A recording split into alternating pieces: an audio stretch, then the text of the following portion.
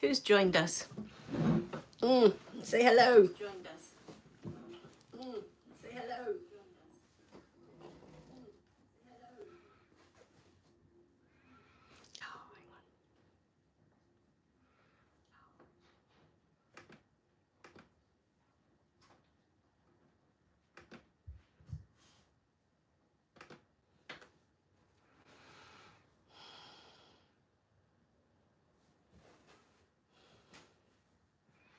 I'll just wait a minute as people are coming on, just for a second.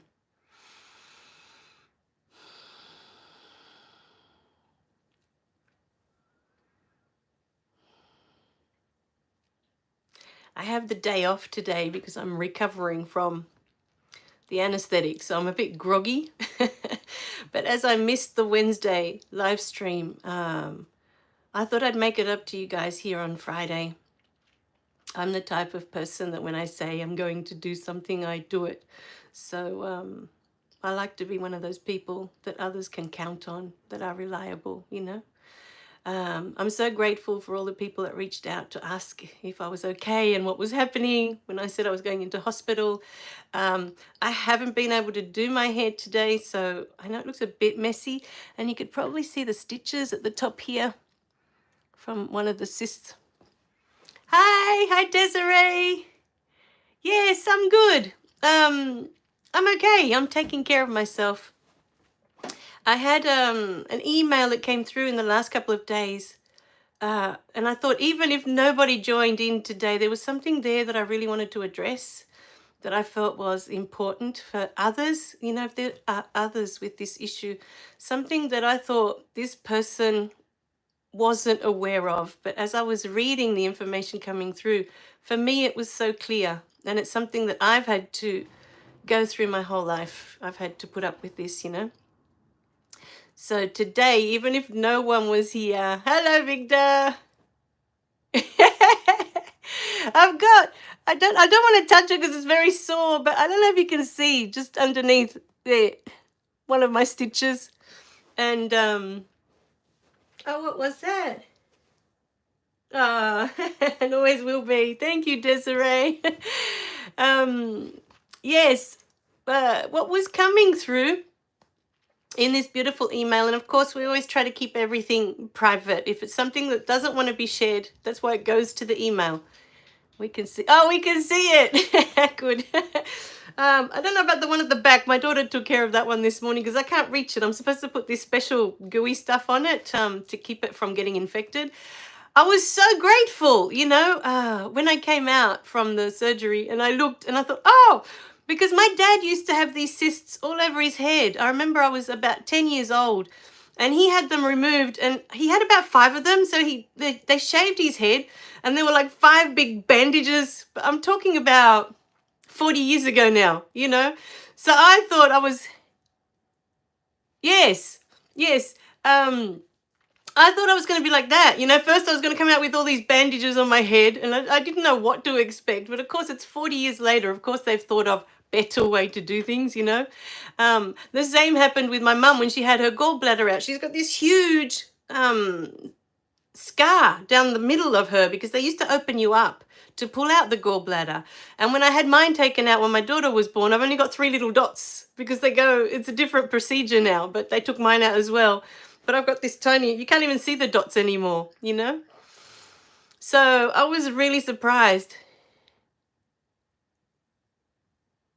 No, I'm okay. I'm chill. I have the energy to do it. If I didn't feel up to it, I hadn't said I was going to be here today. So I thought if I feel like I'm going to do it, I'll do it through your belly button. Yes, that's right. They do all of it through there now. So it's amazing what doctors can do now, you know, just amazing. But yeah, I was really surprised, and I'm super lucky, you know, that my parents are so hairy. Like even to this, they're in their 80s, and my dad has his full set of hair, you know, and my mum still has most of her hair. Hers is thinned out, but I was lucky that I've got so much I can cover it all up. Even the lumps, you couldn't see them before because I was always combing over, you know, like when they have those, they're all bald and they're combing over trying to cover up the bald patch. I felt like that. It's like I'm always coming over, you know, to cover up this lump. And the kids at school loved it. You know, they used to call me the unicorn, and they're probably going to be upset my lump's gone now. Yes, I'm okay. I'm okay. Um, it wasn't a big deal, you know. I mean, I did go under general anesthetic yesterday because the lumps were so big, they really needed to do big work. And I've got one in my back as well. Not just on my head, but in my back. So there's 3 of them. Last night was a bit iffy. I was feeling a lot of pain, and they gave me these strong painkillers, and I took them, and I thought, okay. And I woke up this morning wondering, you know, what's going to be like. But I'm okay. Like I said, apart from the feeling groggy from the anesthetic, um, I'm not feeling the pain I was feeling yesterday. I don't know if maybe the anesthetic hasn't worn off yet, that I can feel what's going on in my body yet. But the one at the front, I think this one was bigger than the one at the back. The one at the back stopped growing, and this one, because when the doctor saw it last year, a year ago, he said the one at the back was a lot bigger. And somehow this one kept growing throughout the year, but the other one didn't. So maybe I was meant to turn into a unicorn. Who knows? Oh, that's the way. Get him to do all the cooking. I love it when my husband cooks because he's a lot better in the kitchen than I am. So he's a much better cook. Yes. I was torn between doing the live stream on Wednesday, but I knew I was going to be distracted with the phone call. Ah, and you are part of mine. You know, when I see you two, I always feel like you're part of my family, you know? I feel the same way. Oh, you're so lucky. I cook because I have to, but if I didn't have to, I wouldn't cook either. It's not something I enjoy doing. You know, it's kind of something I have to do sometimes because my husband works such long hours that by the time he gets home, you know, it's nice for him to just have the meal there and off we go. But from quite little, it wasn't something that I was drawn to, you know, being in the kitchen cooking. And my mum and my sister were always in the kitchen cooking. And I was like, oh my God, it looks like work, you know. Whereas for me, I preferred to be on the piano playing. You guys do that.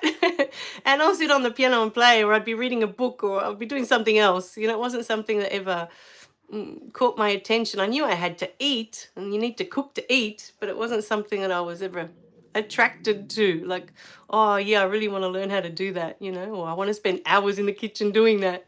It was never my thing, and it still isn't my thing. But we need to eat, right? So whoever has to do it has to do it and keep us all going, and that's how it goes. So what I wanted to bring through this week that had come through via these gorgeous emails was someone was talking about, and I'm going to use my own life experience so it doesn't take from, you know, it being private to anyone else. Sometimes we don't understand the dynamics of what's going on with other people around us, and we take it on as it's a personal attack to us, you know? And so what was coming through for me, like the theme in my life, what I found is what has come up a lot for the latest book that's still not at the publisher, but it'll get there. There's so many things in the pipeline at the moment that has kind of taken a back seat. There's enough books there for everyone. The Awakening one, is that what you're asking? Yes. I made those in, I'm trying to think now if I made them in Canva or if I made them in Filmora, because I use Filmora for all my editing. So it was in one of those that I made them. The intro and the outro, I'm guessing you're asking about, Victor. But I put them together. Like I got the video from, actually, I think I got the video from, I might have even got the video from Pixabay, because you get them for free. And then you just upload it to Filmora, and then the music. The music would have been in Filmora for free. I would have picked one of the freebies because it's just a short one. So I think that's what I did when I put it together. But Canva's great too for that sort of thing. The old one that I had that had the beautiful green grass. Yeah, the daily videos I make in Filmora, I use that. So in case I need to pop anything on there, I want to write anything on them, I use Filmora for that. I tried CapCut, but it just didn't have enough features for me. And I find that the other one just does what I need. So I'll put that later in the description for you if you want. Filmora is amazing. It's just really good. It does everything that I need because my videos are really simple. I don't want them to be complicated. So, getting back to the topic. So what was coming through while I was, was that sometimes what was coming through for me especially was observing the dynamics of my sister and I in our house. And like you guys already know, but when I was 5 and my sister was born, I felt cast aside. So you already know my story, hopefully by now. If not, I'll just walk you through for those that are going to watch it tomorrow and it's going to be new for them. When I was 5 years old, my sister was born and my mum was busy tending to this new baby. And it wasn't until I was a mother and I had my baby that I had the realization that, oh, babies take up a lot of time. It's not that they mean to, but when you're in the role of parent with the baby, you realize they take up a lot of time, right? Especially when it's your first one. But as a 5-year-old, I didn't know this. I didn't know that my mum had already done all of this for me previously. I didn't remember in my first year of life or my second year of life. And so I'm watching my mum doing all these activities with this new baby, with my sister, and I wasn't included in any of them. I wasn't allowed to do anything with my sister. My mum just wanted me to, be a child and do my things. And, she never included me. And so I think in a lot of ways she was afraid, as I was only little, I was only 5. Like if I tried to hold the baby and I dropped it, it wouldn't be my fault, but she would get upset, that she could have avoided it, all those little things. But from the point of view of a 5-year-old, I felt cast aside. I felt like I wasn't wanted anymore by my mum. And from that moment till I was well in my 40s, I honestly believed, yes, I do. I don't, not professionally, but yes, I do. I do like to. So from that moment on, I felt like my mum didn't love me anymore. Now, what I didn't realize until I did a self-esteem course with my mother-in-law in my 40s, and this was shortly after my daughter was born, was that it was in a comment that my mother-in-law made about my sister and her relationship with me and how, like, things that I was talking to her and I didn't quite get why she would say these things or why she would do these things, and it wouldn't cross my mind to do these things or say these things.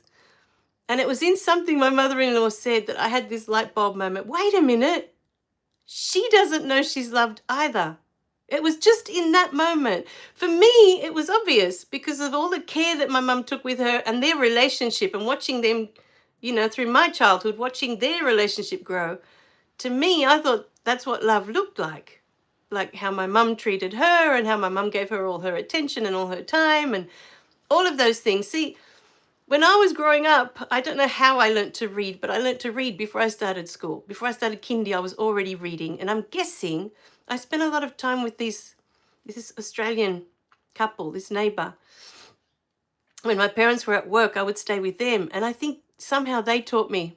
They were Aussies. And so I was so fascinated with books and with reading. And somehow I learnt, not through my parents because they couldn't speak English, but somehow I learnt. And so I was always with my nose in a book trying to learn, And I remember later watching my mum read to my sister because she didn't like reading.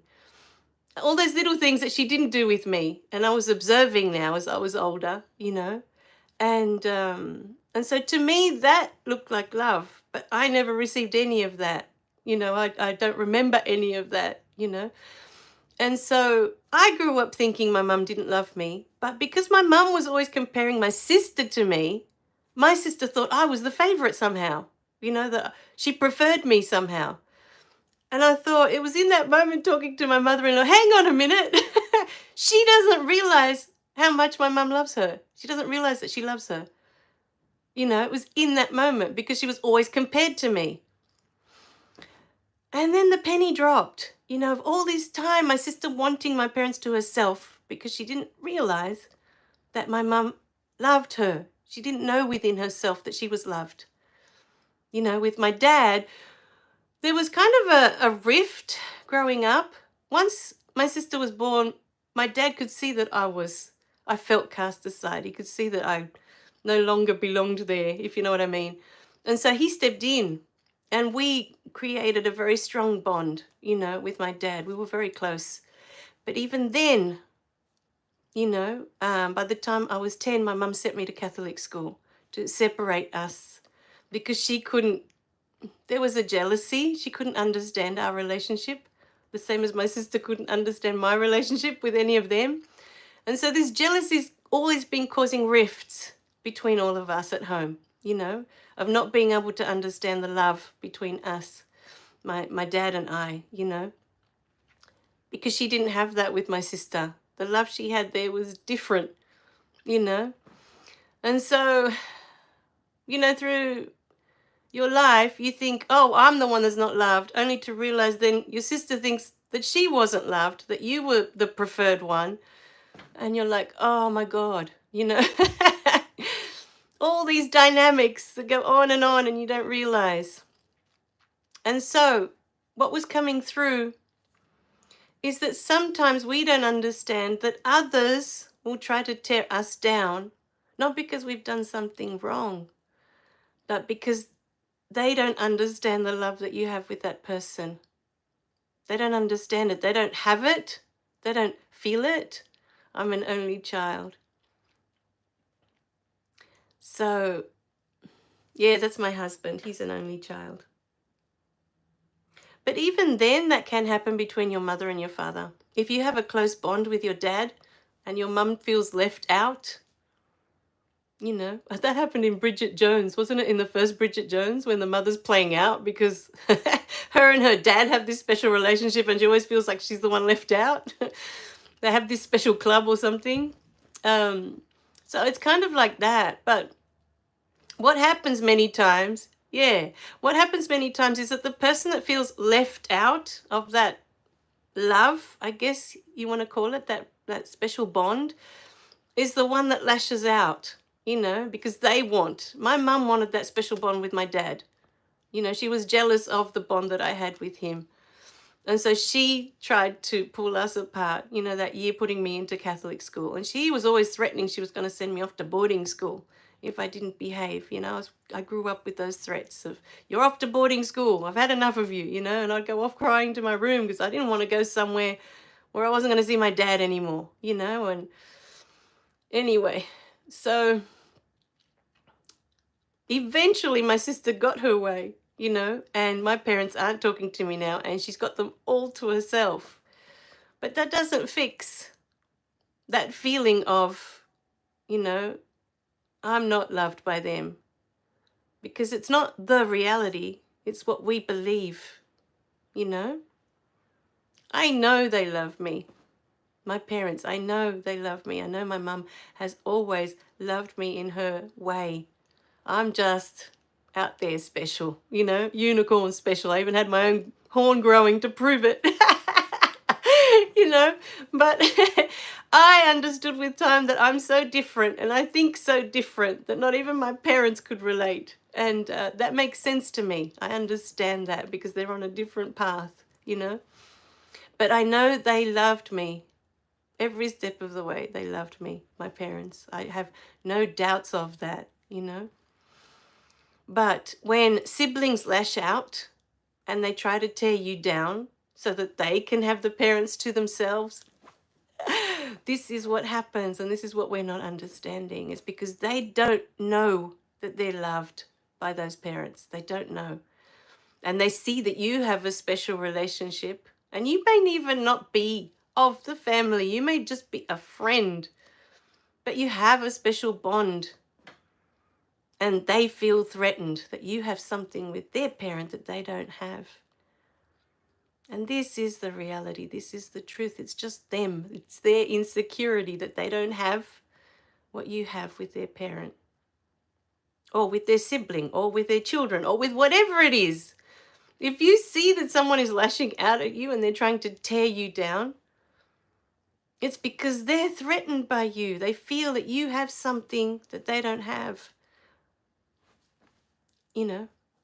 And it's usually that special relationship when you see what real love looks like between two people, unconditional love, like I had with my dad, where I didn't need to be anything for my dad to love me. I didn't need to prove that I was something for his love.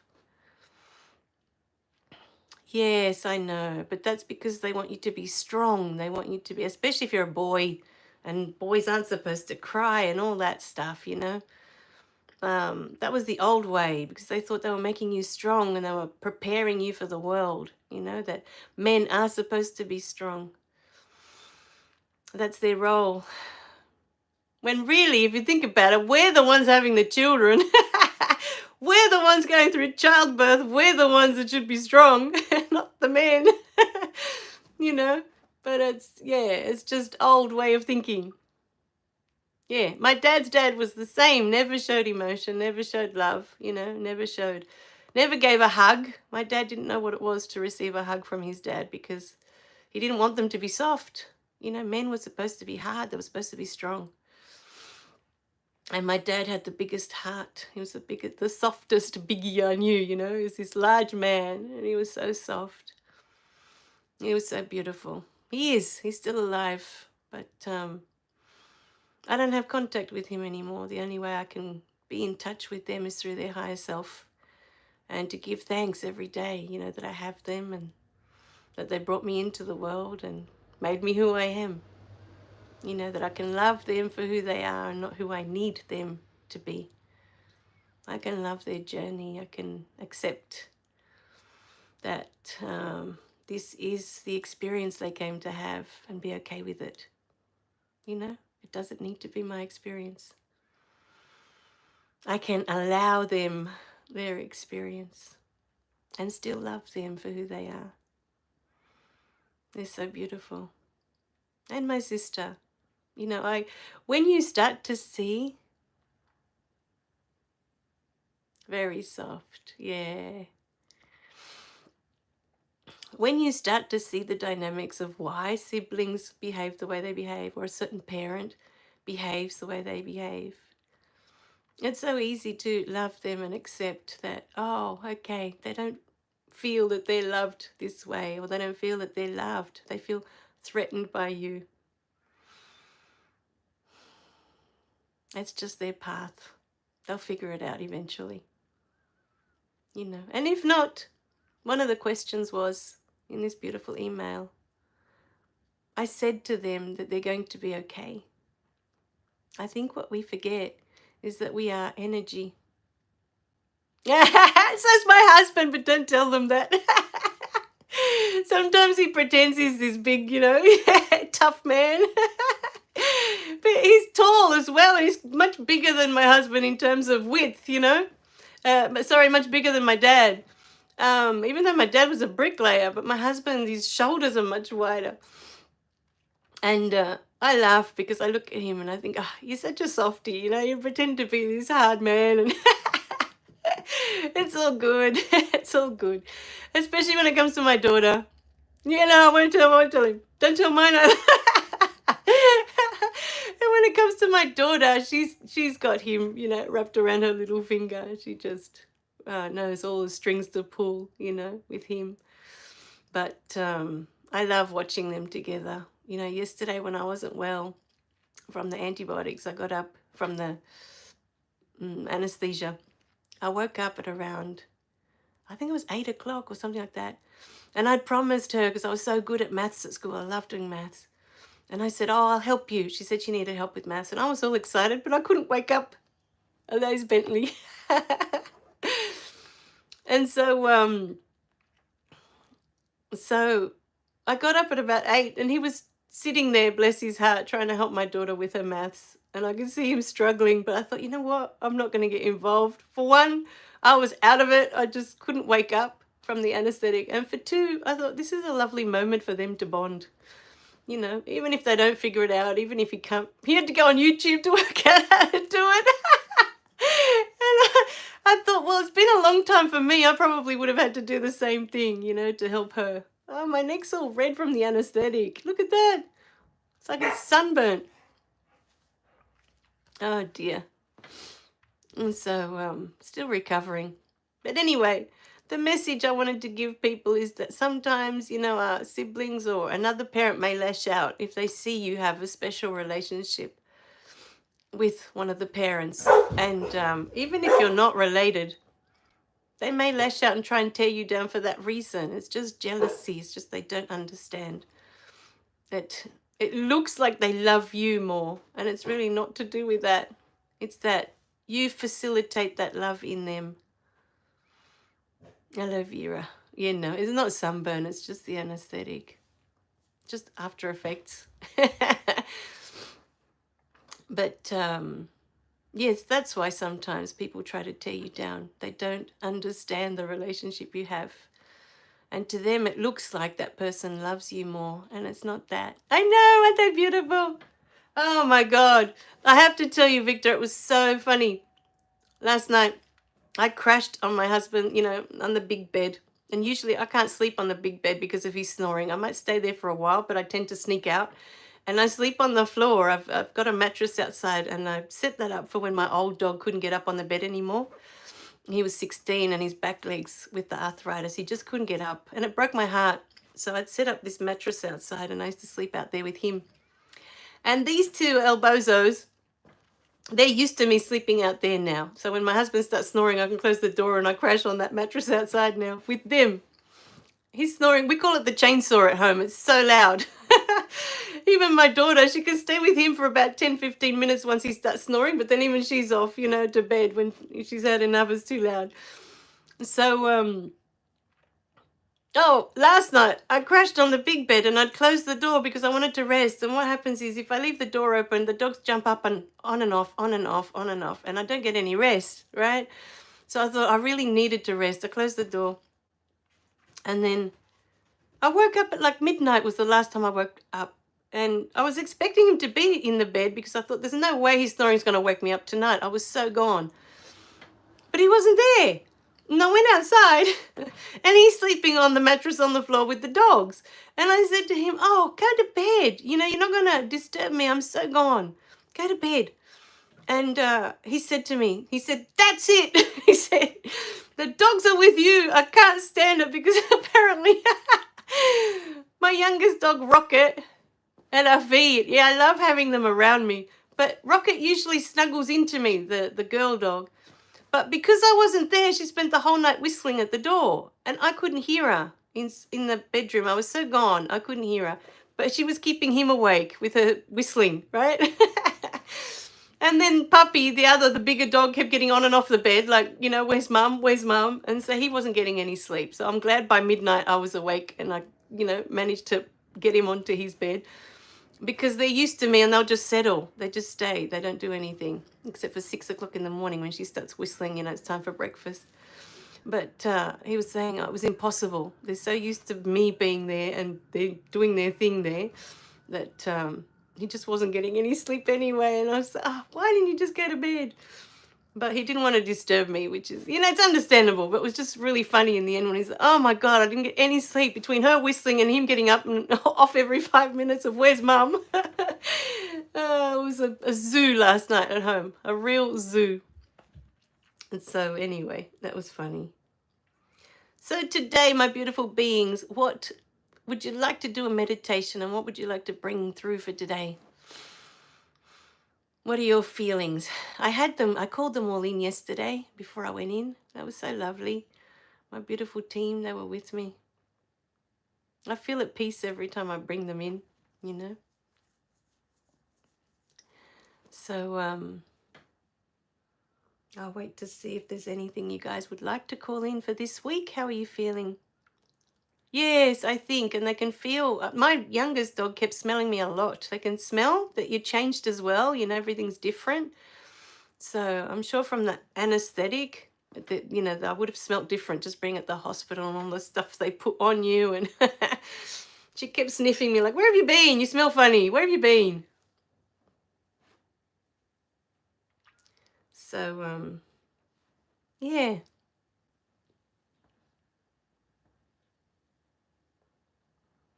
Oh, I see. Yeah, my daughter doesn't like them on the bed either. She's very restless in bed, so she'd always push them off. But they've got me anyway, so, and Daddy, you know, if they can get on Daddy's bed. Puppy likes going with Daddy, so he doesn't care. That's funny.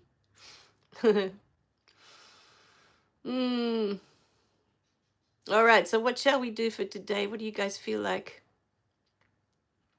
What meditation would you like to work with today? There's a big cyclone coming through in Australia as well.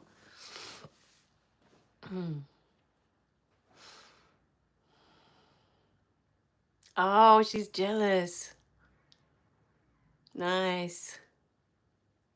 Ah, there you go. Jealousy. We were talking about that before. Not wanting to share. See, even dogs sometimes feel that way, don't they? They like, some dogs can be funny about sharing you with others even. In the early days with my husband, we used to have ferrets. We were in an apartment and we weren't allowed to have pets. And ferrets are really quiet. You can't hear them. And we had two lovely ferrets. And one of them was so close to me. And he used to be like, whenever he'd see my husband, he'd like try and bite him, like get him away. And we'd be on the couch and my husband would have his hand over me and this ferret, Doc, his name was Doc, and he'd come over the couch, over to his hand to bite him, to get him off me. Oh, even some animals are really possessive of, no, she's mine, go away, Yeah, I've been lucky with these two. They've been very good with everyone in the house. They love everyone, especially, my daughter. They adore my daughter. But the younger dog, I don't know why, she's really taken a shine to me. Like there's a connection I feel it's beyond this lifetime with her. Like we read each other's minds sometime, and I've never had that with a dog before. It's very strange. It's just this particular dog, the latest one we've got. And so, she's on the Facebook page, the one that's all brindle, the brown one that looks like caramel swirls. She's gorgeous. Her name's Rocket. Probably sitting there thinking, oh, she's talking about me.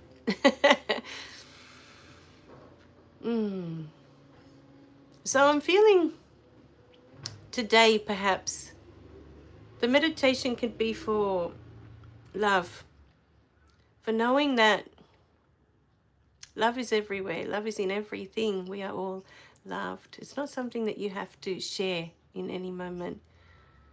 Because I grew up witnessing this. It was like, well, if you loved one, you couldn't love the other. And I could never understand that. Ariel.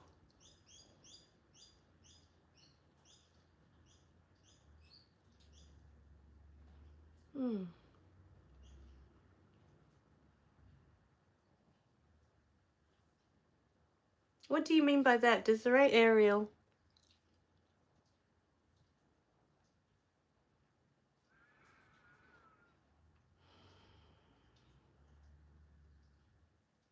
We do. We always need it. It's not that. I remember while I'm waiting for Desiree to write, she just wrote Ariel. I remember one of my cousins having a baby at one stage. And she was really into dogs at the time, really into dogs. She was going to dog trainings and Archangel Uriel. Because there is an Archangel Ariel as well. Archangel Uriel. And I remember the baby coming out, and everyone on her husband's side was passing this baby around and saying to her, see, isn't this much better than holding a dog? And I remember sitting there, and out of respect for my cousin, I didn't say anything. But I thought, why can't you love both? Oh, what she said. It is Ariel. That's all I could think at the time. Why can't you love both? Why can't you love your dog? Archangel Ariel. Yes, there is an Archangel Ariel. That's right. So, Desiree, Archangel Ariel, what does she signify to you? We can call her in today. She looks like she's been called in. I usually call in Uriel, but we can have Ariel today. How about we call her in and see what comes up? Let's do that. I haven't had her in before, so it's going to be exciting. Let's see what comes through. I can't help thinking the Little Mermaid, but that's just me. Good. Okay. Well, she must be here for a reason. So let's call her in and ask her for messages, and whatever comes through is the right thing for us today, hey? Let's do that. I haven't had an interaction with Ariel. It should be super exciting. All right, let me have a sip. It's hurting to swallow. because I think they put the tube down my throat for the oxygen. I started off with the oxygen mask out here, but my husband was saying because of the pain here that maybe they put the tube down for the oxygen yesterday. It really hurts when I swallow, but I can feel like something's been stuck in there. Oh, it's on that side. Okay, so we're going to do our grounding. You close your eyes whenever you're ready. We don't need to see what's around us. Take a deep breath in, and as you breathe out, release the day. Let go of everything today. Relax your body, relax your mind. We don't need any of that. Take another deep breath in, and as we exhale, we know that there's nowhere to be. There's nothing to do but to be here in this very moment right now.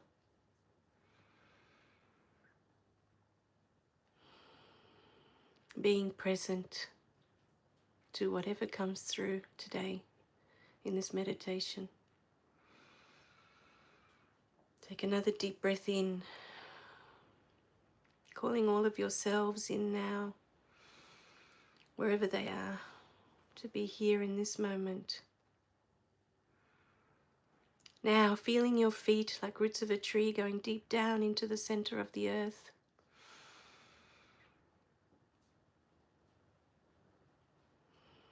Breathing in that beautiful earth energy now, in through your roots, in through your feet, up through your body, and out through the top of your head. And again, breathing in the beautiful earth energy now, in through your feet, up through your body, up, up, up, up, and out through the top of your head. We've been gifted with rain today. You can probably hear it on the roof. It's how much the earth loves us. It gives us its rain to water the plants, water the trees that give us the oxygen to breathe. One more deep breath in now of this beautiful earth energy in through your feet, up through your body, up, up, up, up, and out through the top of your head.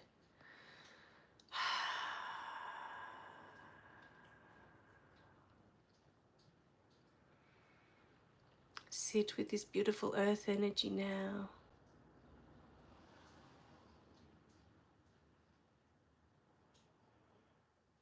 It's nourishing your beautiful body. It gives you the oxygen to breathe, gives you the water to drink.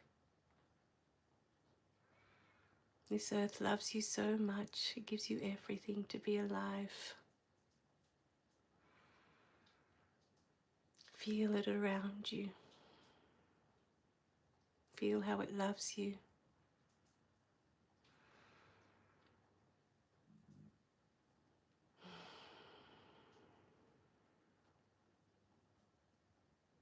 Now,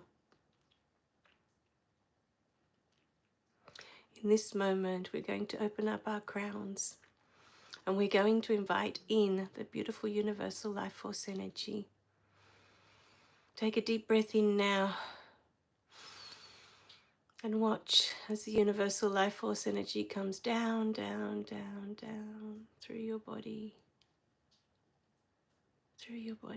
and out through your feet and into the earth. With your next deep breath in of the universal life force energy, this time as it comes through, watch as it lights up every cell in your body, reminding every cell that it is spirit, that you are spirit, and that spirit is all there is in every moment. Watch as it travels down now, lighting every cell in your body. And now it's going out through your feet, down, down, down into the earth.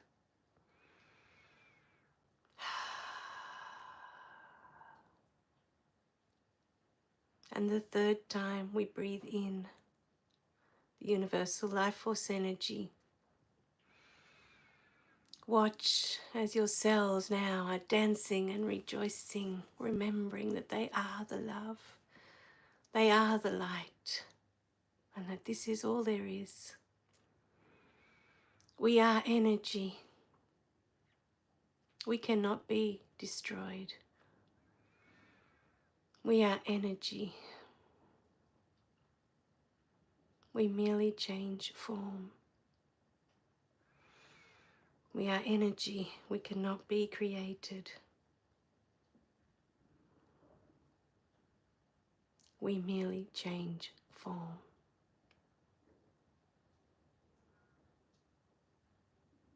Watch all your cells dance and rejoice and light up with this knowledge that they are energy too, just like spirit.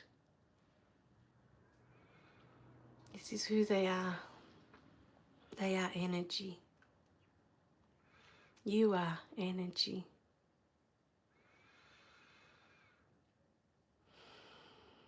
Watch as the universal life force energy now goes out through your feet and into the earth. Sit with this beautiful energy inside of you now, reminding your beautiful cells this is what they are. They are made of this energy. You are made of this energy, the energy that is in all things.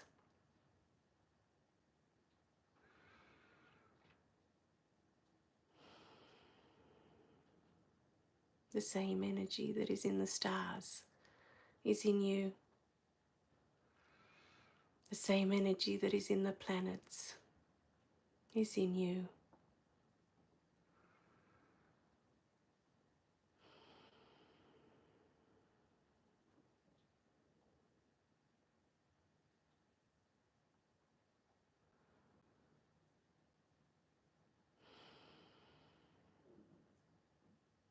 Now, my beautiful beings, when you are ready, we are going to call in Archangel Ariel.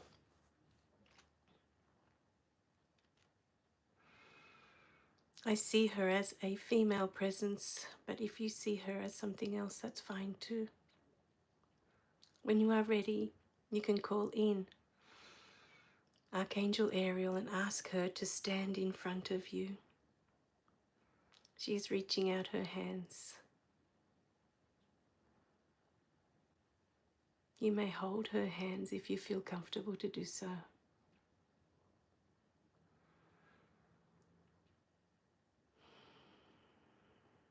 She is looking into your eyes.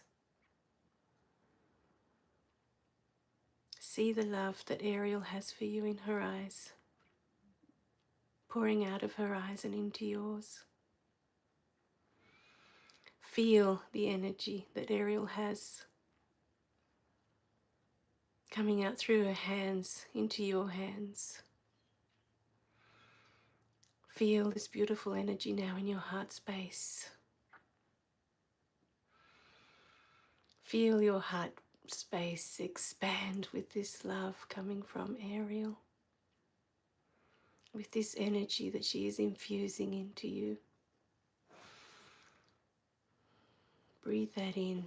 Allow it to fill your heart. Allow it to fill your being.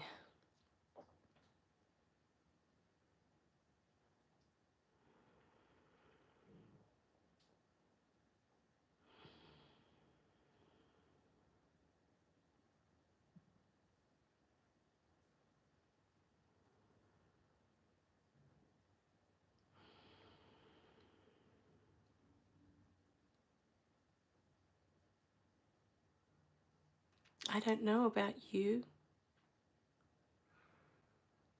but I'm seeing huge wings coming out of my back. And perhaps Ariel is doing the same for you. She's showing you your angelic wings today.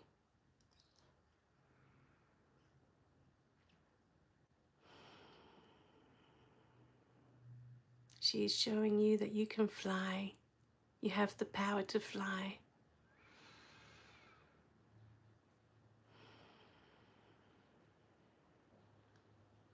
These wings are so, so big. They're so beautiful.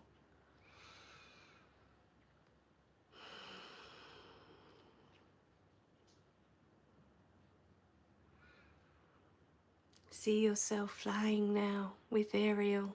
She's holding your hand. How do you feel inside as you fly with her?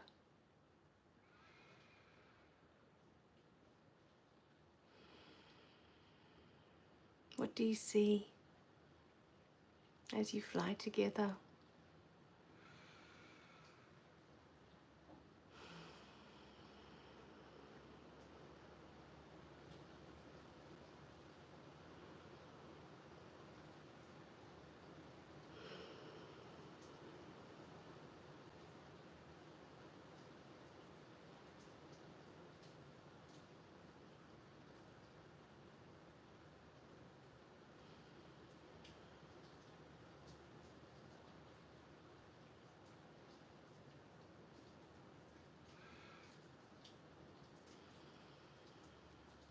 I'm being shown a beautiful pyramid.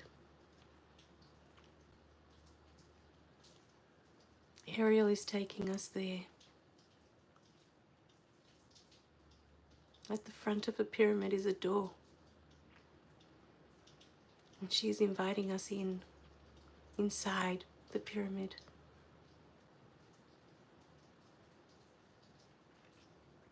Inside the pyramid is a beautiful space for both of you to sit.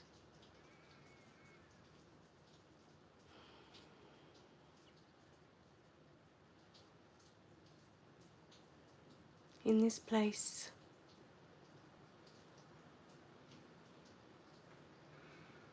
Ariel is asking you to share with her your deepest desires for this life. She's placing her hand on your heart. She is listening.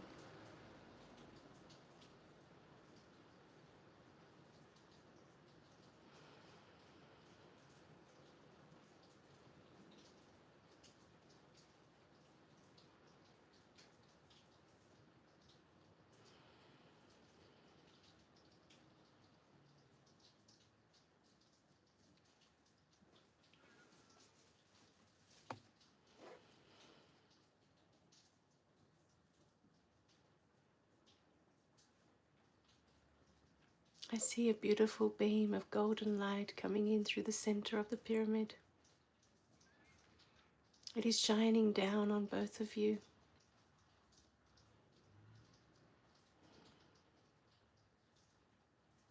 You still have your beautiful wings. In this moment,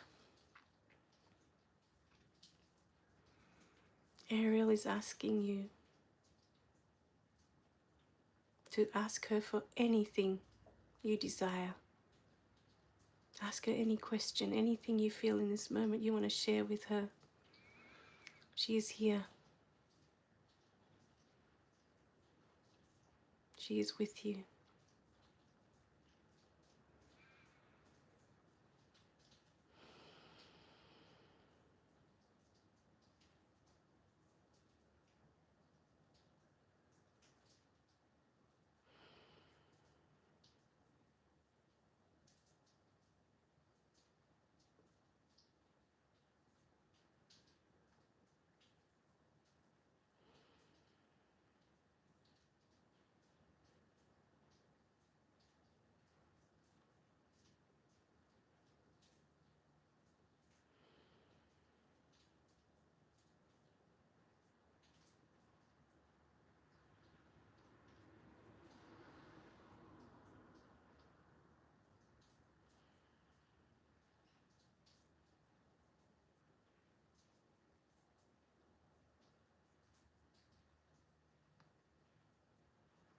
In this moment, Ariel wants you to know that you have the power to fly at any time.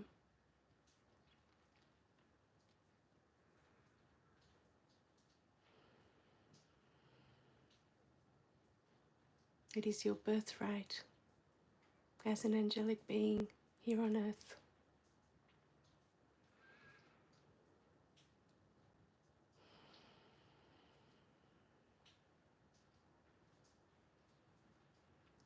She kisses your forehead,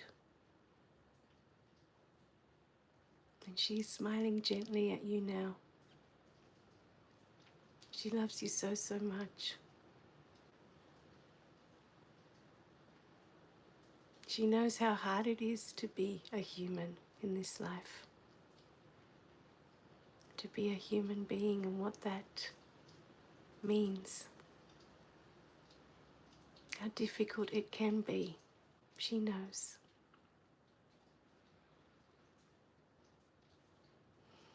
But she wants you to know in this moment that you are loved more than you can ever know. You are so loved.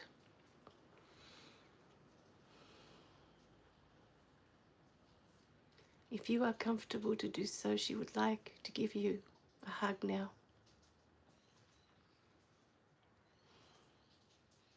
She wants to thank you for being here.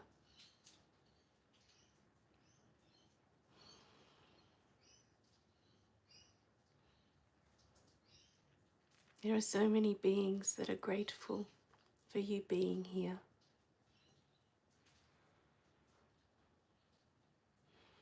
She wants to remind you of that. All your ancestors, they're so proud of you. They're so grateful for you, for your path, for your life.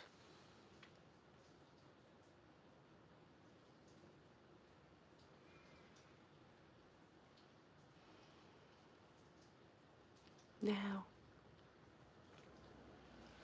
if you are ready to,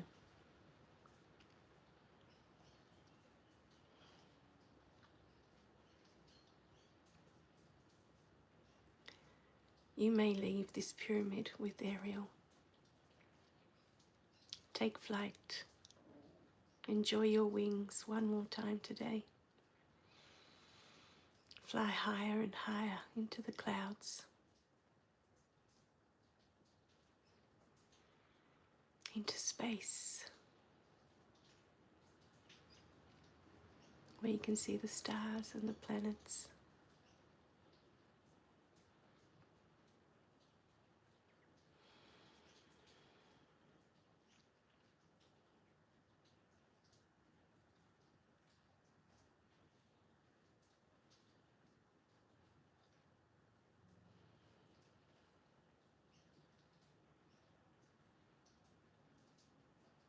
How does it feel to be flying with your own wings? How do you feel in this moment?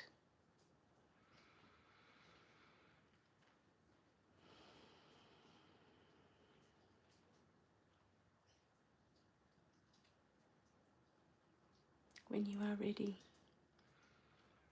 you may start to fly down to where you are. In your living room, in your home. Ariel is still with you.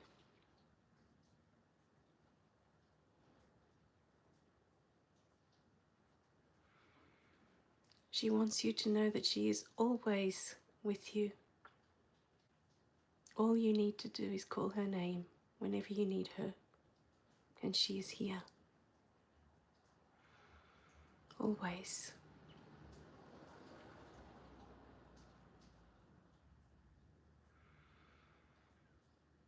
You can give Ariel one last hug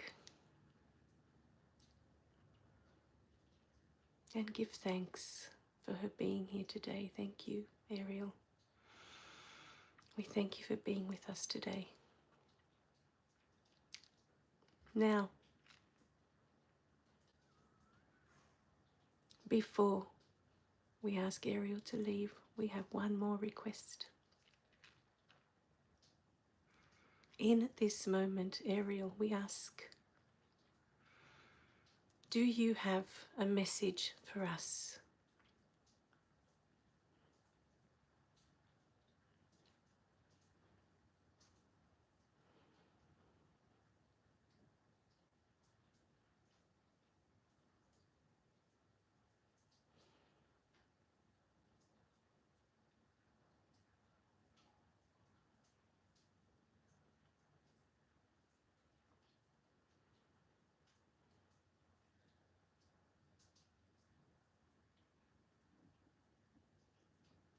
And one more request. Please give us a symbol today, that every time we see this symbol, we are reminded of you, Ariel.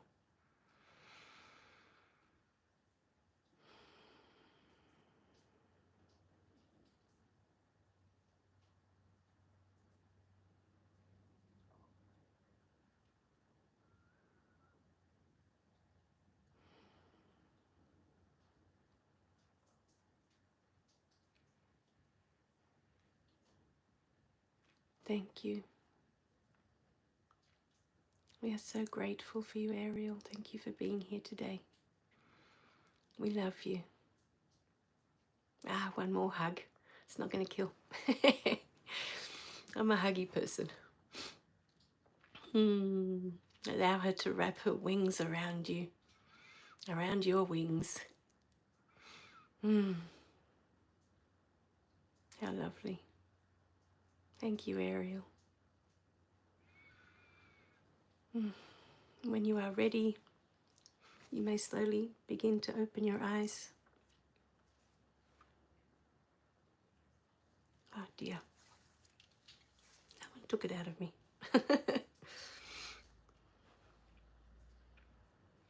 Yes. Oh, good. Oh dear. How did you go?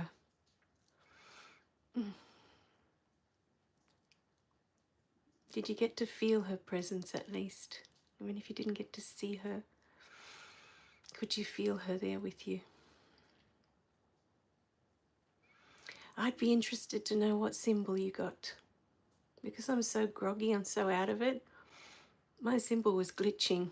I couldn't quite get the symbol. So it kind of looked like the Aquarian signs, you know, of the zodiac. But not quite. I'm not sure what she was trying to show me. I might have to come back myself to listen to this once the anesthetic wears off tomorrow. But, really beautiful. I wasn't expecting the wings or the flight. I think that blissed me out. I love having dreams of flying. I was saying to my daughter the other day, when I was little, I always used to dream I was flying. Always. I didn't have wings in my dreams. It was like Peter Pan. I think it was after I watched Peter Pan, you know, or I read the book, and I loved that so much, that he could just fly. I used to dream I could fly all the time. And as I got older, I'd dream I could fly, and then I'd forget. Halfway through my dream, I'd forget how to fly, and I was so sad. I don't know what it meant.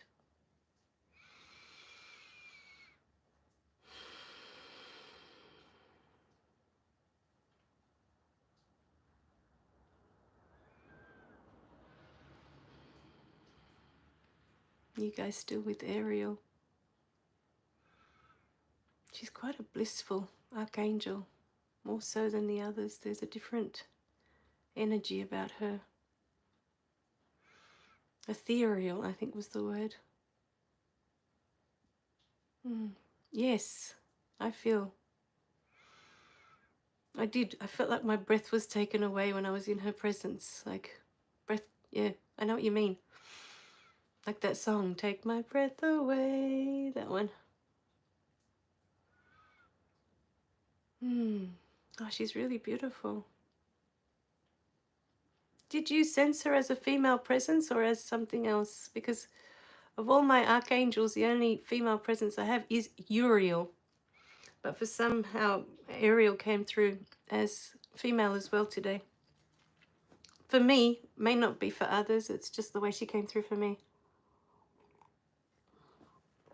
And lo and behold, because of the mermaid, I saw her with bright red hair. She may not be, but it's preconceived. Yeah, preconceived. Like I've already got that, from the mermaid. And they're quite playful. The archangels and the angels, they're not, they don't care, Beautiful. Really beautiful. All right, my beautiful beings, I'm starting to feel woozy, but I think I need to have something to eat. I haven't eaten anything since, what did I have yesterday? I think I had a yogurt when I came back. I just haven't been hungry because it hurts when I swallow. So I've been sticking to tea and water and, yeah, female. I feel her as female as well.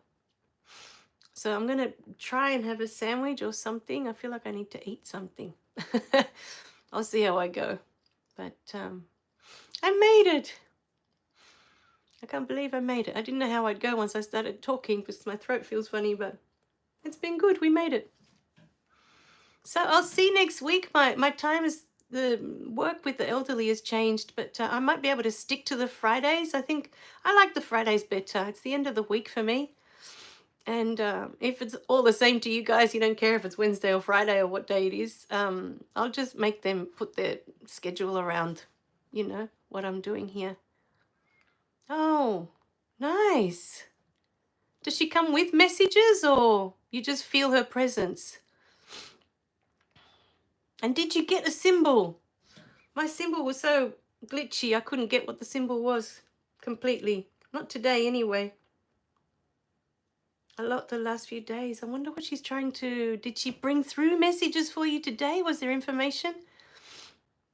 Yeah, I'll be all right. It's just the first day of anesthetic. That's all. My procedure was at 1 o'clock yesterday. So when is it? It's 1 o'clock now. It's only been, 12 hours. It hasn't even been a full day yet. So I felt well enough. My head doesn't hurt, and the discomfort I have from what they've done is bearable. Otherwise, I wouldn't have, if I wasn't good, I wouldn't jump on. It's not good for me, and it's not good for you if I'm uncomfortable. I'm just starting to feel hungry. My stomach's starting to grumble. Yeah, the Friday. I'm going to work. I stay with the Fridays. I liked Fridays better. I was a bit upset that I couldn't do the Fridays. I feel like it's my day for the live streams. And just stick with it. Just her presence. Oh, good. Then keep inviting her in. All you have to do is say her name, and maybe that's all you need. For me, a lot of the time, it's not so much the messages or... yeah, I love the messages and the visions. It's the energy that comes through. Like today with her energy, I got so blissed out. I felt for a minute there, I don't know if I can keep going. I was just in the space, especially when we were in the pyramid and the beam of light came through, and I just felt like, whoa, this is blissing me out completely with the golden light.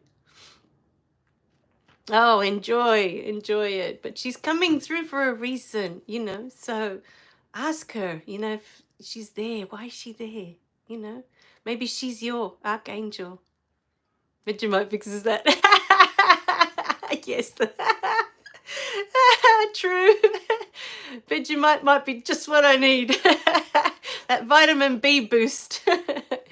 All right, my beautiful beings. Enjoy. And thank you for your concern. I'm okay. I'll be all right. It's minor surgery. That's why they send you home after like 2 hours or whatever it was. So I'll be okay. And hopefully after today, they said the throat was going to feel weird for a day. So hopefully by tomorrow, I'll be back to normal. But thank you so much for the support and for the love. I feel it. I know it's there. And I love you too with all my heart. Yes, you'll be right, mate. That's what they say here. You be okay, mate.